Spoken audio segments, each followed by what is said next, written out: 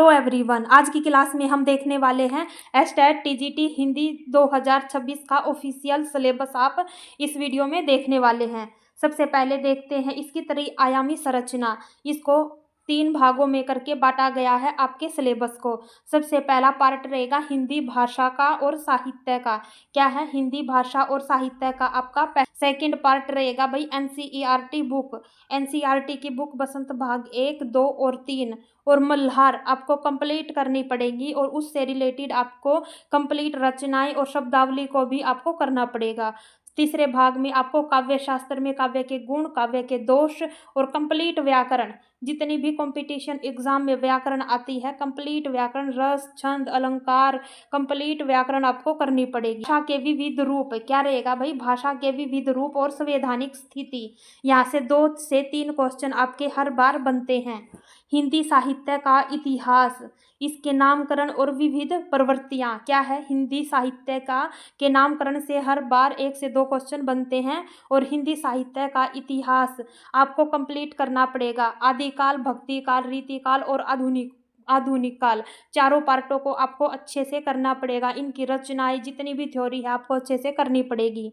Very very important, Devanagari लिपि, 2 से 3 question हर बार, 1, 2 और 3। ये आपकी भाई एनसीईआरटी की बुक आपकी रहने वाली है।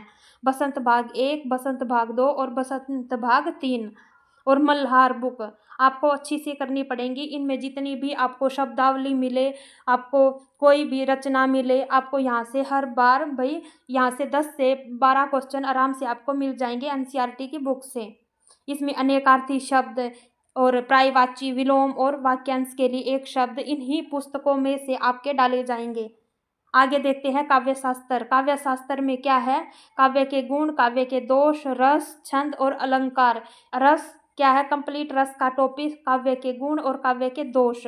अलंकार, अलंकार में उपमा, रूपक, उत्प्रेक्षा, जितने भी अलंकार आप हैं वो आप कंप्लीट करके जाना। छंद, सारे के सारे छंदों को आपको अच्छे से करना पड़ेगा।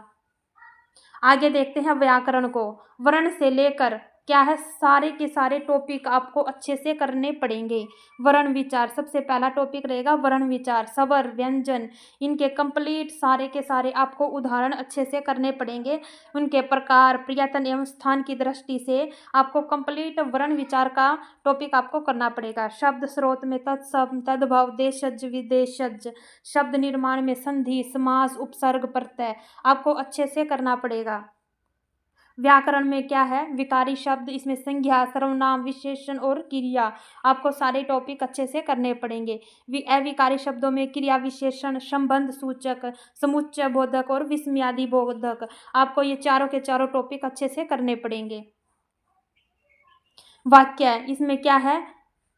वाक्य का कंप्लीट टॉपिक आपको करना पड़ेगा। शुद्ध अशुद्ध आपको करने पड़ेंगे।